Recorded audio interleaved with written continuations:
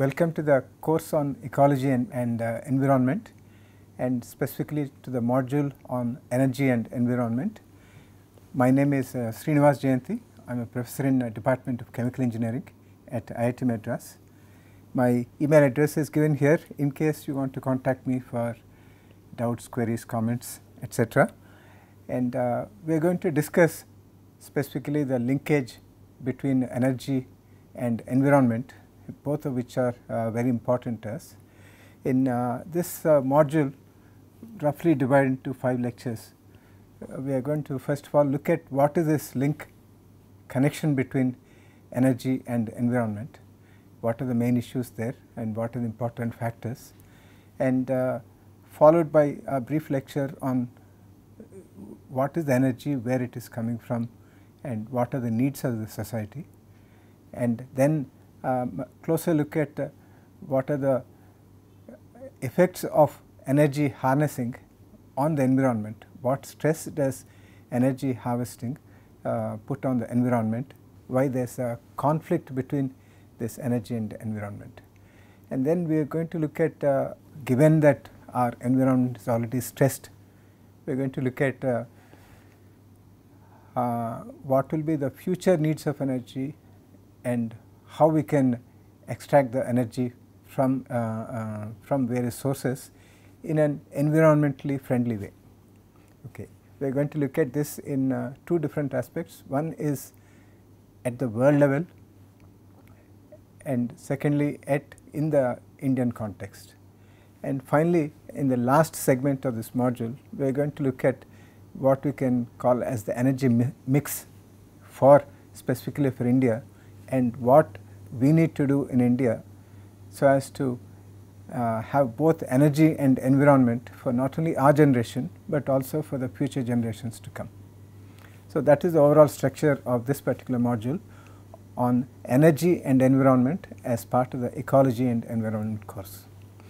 So, let us start with essentially what is the need for energy and how much energy does a man need. Okay. So, when we talk about energy, we talk about energy in various forms for the lighting, for example, for running various devices that we have, for transport application, and also for growth of agriculture and other things that are essentially needed by us, by the human society, and a number of other items which are part of our daily life, and also a number of other services that are also part of our daily life. So, when we look at the historical, prehistorical needs of man's need for energy, we have some interesting trends that we can see here. In this slide, we have on the here we have different eras going all the way from 10,000 BC to current 2000 AD. And here we have different colored segments indicating different ways in which energy is being used. For example, we have blue color representing food, the green color representing domestic use, the yellow color representing industry, orange color representing transport, and the red color indicating services.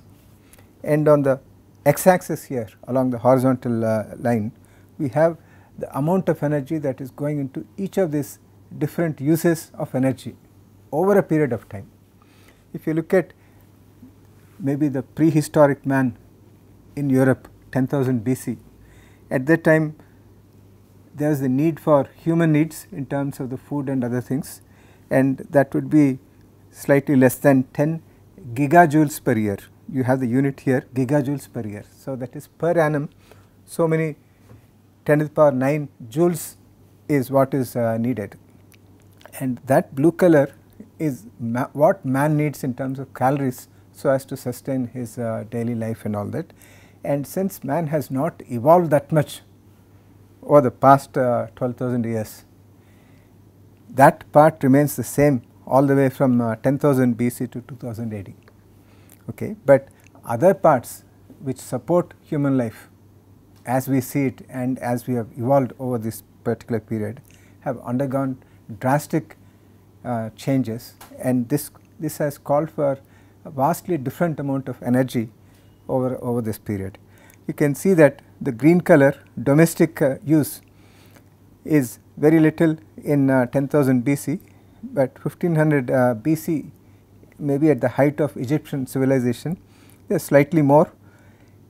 100 BC China, that is also well developed, but maybe isolated society, independently grown society, and by then you not only had a significant component of domestic use, but there is also some development in industry and some requirement for transport.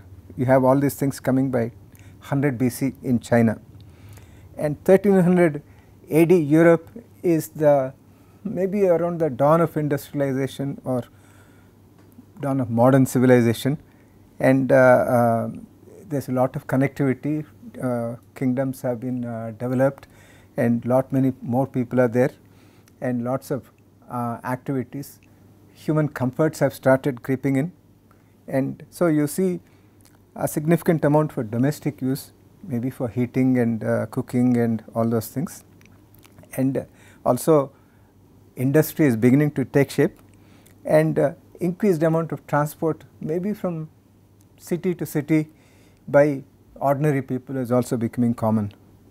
And 1880 AD is the height of industrialization. In England, you can see a big amount of increase here for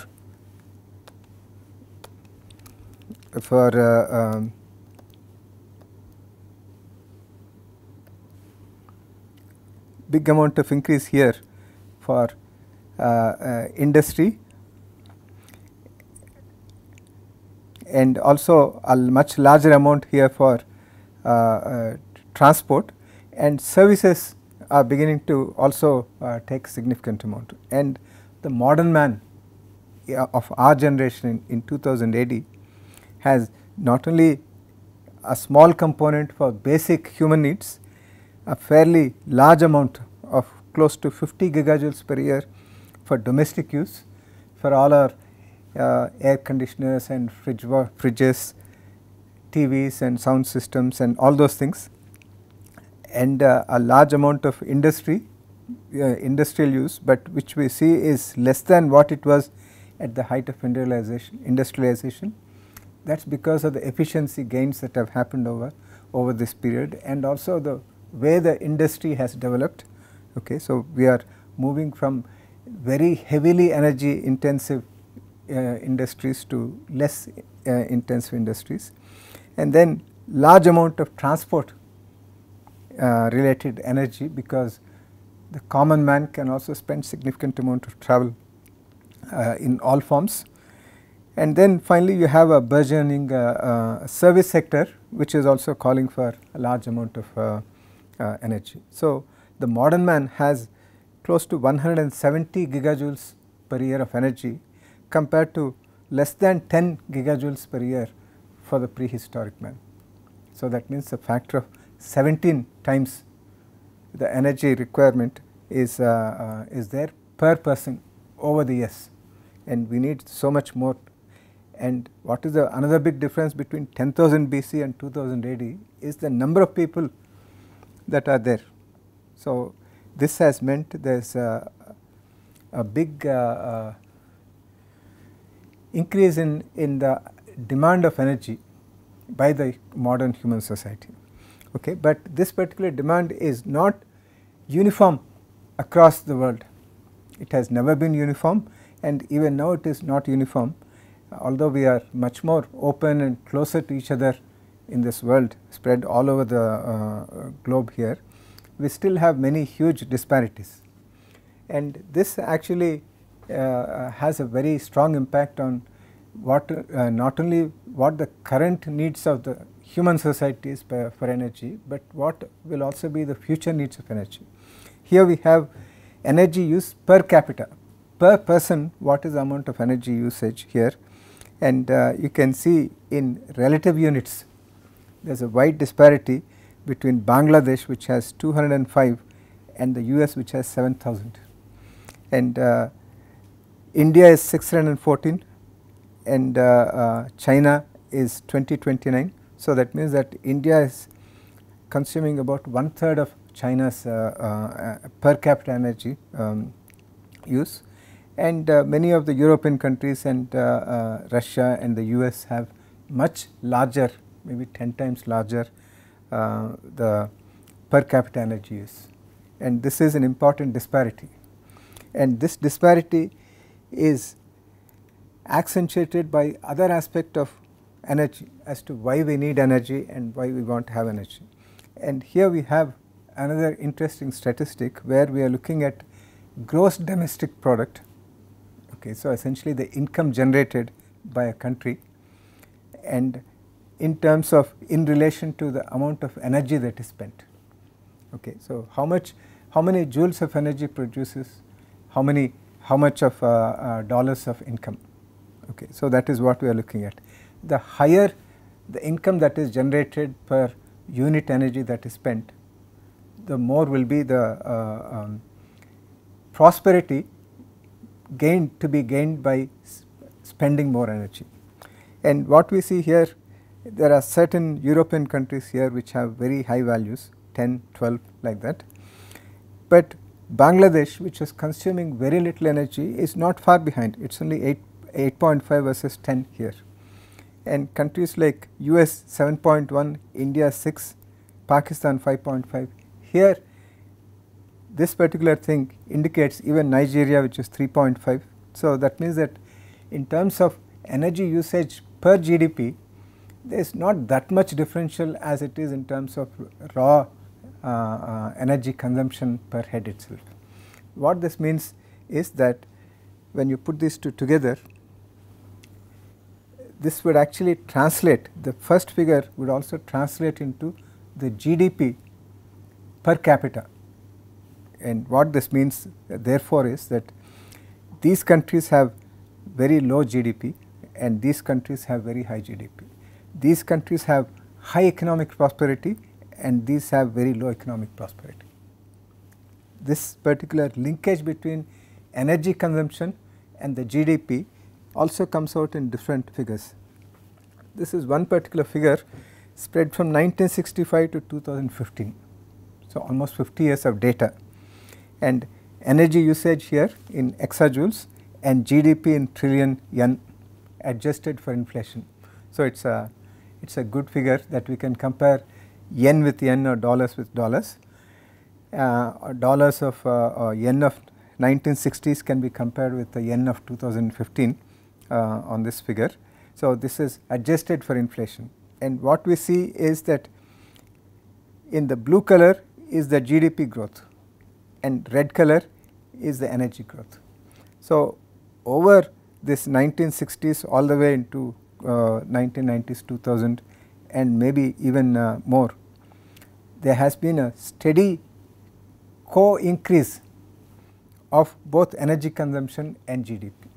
So there is a strong correlation between the GDP of a country and the energy that the people of that particular country consume for various pieces. Okay. So, and this is where the importance of what the energy is needed in the modern society, and then what has been the trend and what will be the future needs, all this comes here. And you can see here in this particular slide, we have demand for primary energy by country over the period between 1970 all the way to 2010, 2015, which is the current times, and projected demands up to 2040. So this is taken from Energy Outlook by British Petroleum, which produces an annual report which gives the energy outlook stretching for the next 20 years or so. And so this has been a continuing exercise, and we can see certain trends here, and these are important for us in terms of what we need in future and how we are going to get that thing and why we also need. Here we have OECD countries, these are economically developed countries, and then we have distinguished here is China, India, other Asian countries than India and China, you have Africa and all others, Middle East, Latin America and all those. So, you can see here through the 1970s and 1980s, 90s, even 2000, the economically well developed countries, the OECD countries have had increasing